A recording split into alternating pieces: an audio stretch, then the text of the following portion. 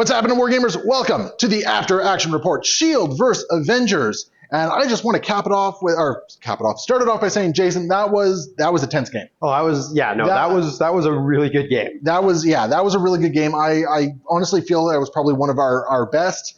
You're starting to unlock my shield, and that scares the living hell out of me. But we're getting there. We're getting really close. I think I got lucky with a couple of rolls at the end of the game there. There was definitely a few points where this could have went either way. Yeah, so the game finished off 17-15 in favor of Shield. A lot of it came down to, in that last turn, just a couple key attacks. For sure. If Iron Man didn't do what he did, it would have been very different. If Luke Cage just hit a little bit harder, it would have been very different. Steve put on great damage with his shield. Yeah, okay. Steve always does work for me. That shield throw, 5 dice, half the time it's blinking 2 targets. It's a good attack. It is. Okay, so I want to start off by saying your squad. You had Steve, Luke Cage, Wong, and Hulk. Yep. At 15th threat. Is there anything you would have changed looking at this? Or? I think the models and the scenario worked quite well together. I think the models were not my issue here. There was a few moments in the game where I definitely made some misplays, though, and I didn't get to make full use of my tactics cards. That I would probably change out. I mean, I mentioned this to you, but fallback, I never got to use it, and I think escort to safety would have been all around a little better here. Yeah, that's fair. It was a very aggressive game, so fallback was never really the card you wanted to run. Exactly. Which I totally get, whereas escort to safety would have saved a couple attacks into you. The other one is I just didn't get to use patch-up, which is weird for a Hulk game, but he always just, Steve was power-starved all game because he was just, he was using it well, but just not enough to catch up. I kept putting enough attacks into Steve that you kept using Vibranium Shield and everything like that. So yeah, I totally get it. I was always aware that there was that patch up waiting in the wings, and I was waiting for that to happen on Hulk, and it never happened. But I do want to say your little combination of bodyguard, of taunt, of heroes for hire. Oh my goodness, so many times between rounds and activations, I'm sitting here going all right, how do I solve this puzzle? Yeah, how do I actually hit the one I want to hit this turn? And that's what this list is kind of designed to do. It's designed to say, frustrating. Here's a Hulk, but you're not allowed to punch him. Now, imagine you have She-Hulk in there as well, right? Exactly. Now all of a sudden it's no, I don't want you to punch She-Hulk, except for when I want you to punch She-Hulk, right? Exactly. No, it was a fun list. Hulk was constantly putting pressure on me. I think I got lucky. Iron Man got really lucky with a couple of his attacks into Hulk. Yeah, Iron Man did crazy amounts of work with those 7 dice repulsor blasts. Just did so much this game. He was my MVP. He definitely was. As much as I want to give it to Sentinel Prime, I think Iron Man was my MVP this game. And Prime at the end doing what he did definitely mattered. He was definitely a huge piece for this, but. No, I agree. Iron Man was crazy this game. Yeah, no, I really liked Iron Man. I really wasn't sure about Iron Man and Prime. There was a version of this list that had that was Fury, She-Hulk, Other Fury, and Bullseye. I think was the other variation that I was looking on this one. Yeah. So that was one option right there. Prime was kind of like a last minute. Oh, let's do Prime. Because I wasn't expecting Hulk at 15. Yeah. So I was thinking Prime is just going to get up there. He's going to have all the power in the world and basically just keep pulling you off gamma shelters all game. Instead, it's no. We're using this to re-roll dice and shoot bigger plasma blasts and it definitely came up. I mean, Prime was a model that I had to consider at every turn. The ability to pull in a list with this many bodyguards is you can pull them apart from each other pretty well. Yep. Yeah, and that was actually one thing I was thinking when I was considering She-Hulk was just she has her throw. Just walk up and throw somebody away, right? And we talked about this while we were setting up. I was actually expecting She-Hulk as a Hulk answer here.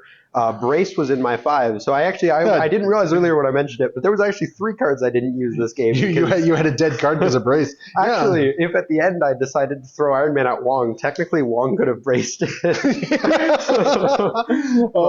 Shenanigans! I would have loved it. It would have been amazing because I think we would have went to another round in that scenario, so it could have come up too. There's a lot that could have happened. This game came down to a bunch of little moments through and through.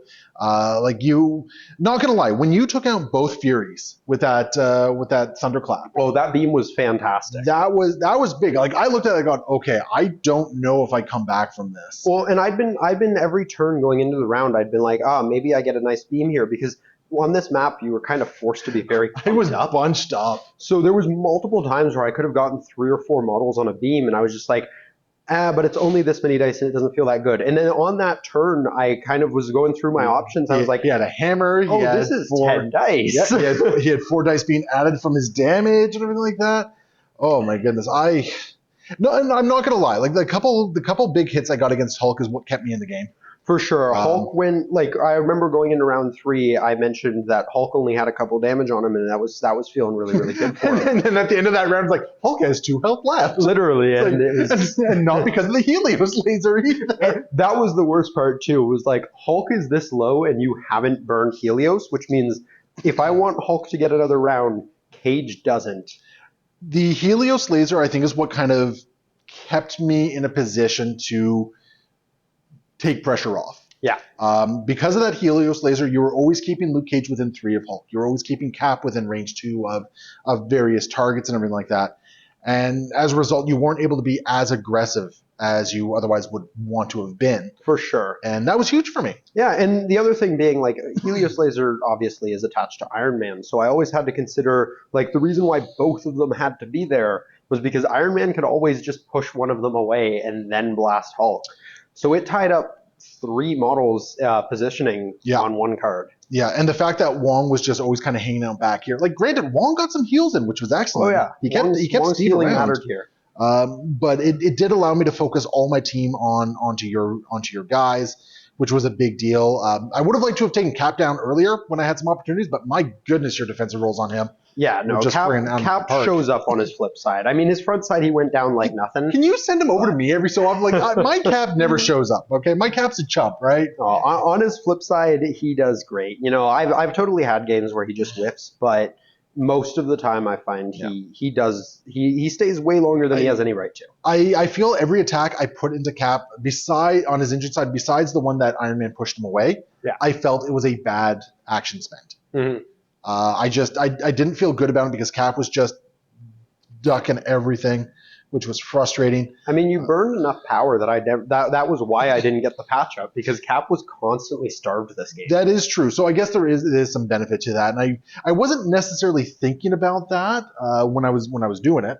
But you raise a very valid point there. Well, and Cap always had the power to do all the bodyguards he wanted to do, but he never had more than that, which is.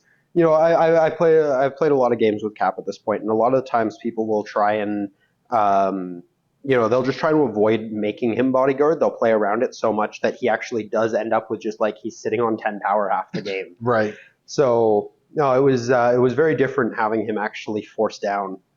Yeah. No, he definitely kept you strong in the game for a long time. Oh, for sure. He really did. I was feeling kind of cocky when you threw Luke Cage over here. I was like, good, I'm not gonna have to deal with him for 2 turns. And then it's like, well, no. Range 3 for heroes. I underestimate the medium movement and all this sort of stuff. It's like, oh no, Luke Cage is gonna get closer. And you gave me a puzzle to solve this entire bloody game, and by the skin of my teeth. Oh, like, for honestly, sure. It was a close game. By the skin of my teeth. Like, for instance, if I had failed to get the push off on Iron Man on that last attack, then I get 2 Sweet Christmases on. Yeah, you get 2 Sweet Christmases. I'm sorry. Like, Tony's not standing up to that. Like, no. Like, not at all. Which would have been, like, really bad for me. Like, I gambled here. Because I was thinking about sending Prime up around the corner, restraint cabling into Luke Cage there, and then just ducking into him with what would have been a 9 dice energy blast.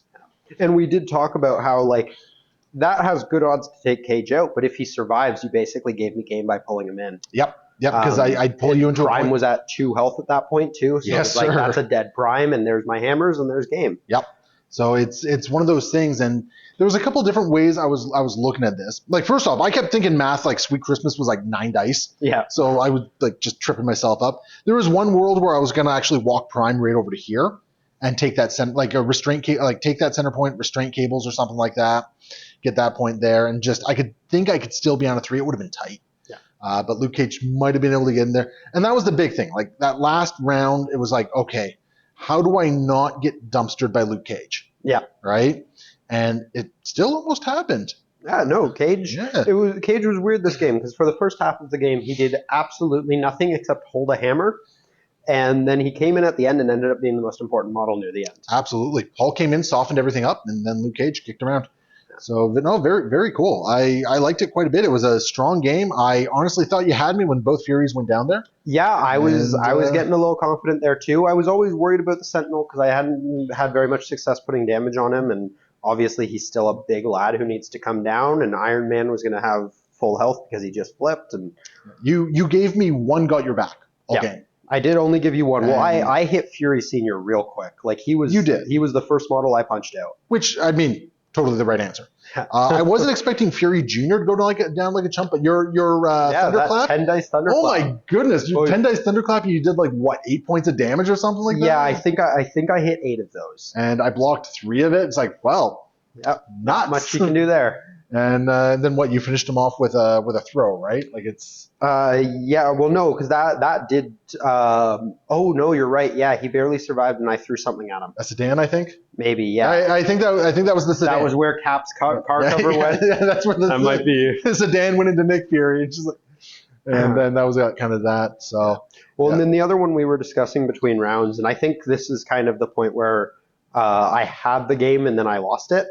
Was that second last round, my decision with Cap to just throw a shield at the Sentinel a couple times. Yeah. I should have just moved him up onto your back point, picked up a hammer. I would have went into the final round with 15 points and a full health Cap with a hammer.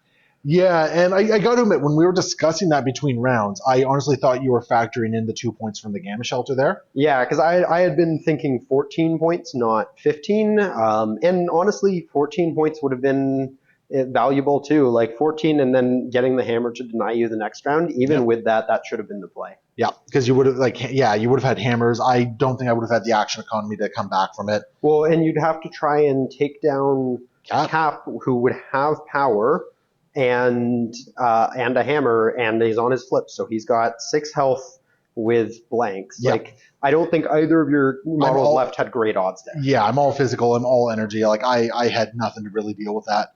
And then I still had fallback online too if I needed it. Like yeah, I honestly thought you were factoring that in. So I mean, I wasn't saying anything, not because it was like, oh, I don't want you to know. It was more like I didn't realize. Oh no, and 100%. Like I say, even with me forgetting that the back point on Gamma is worth 2, I should have done it anyways.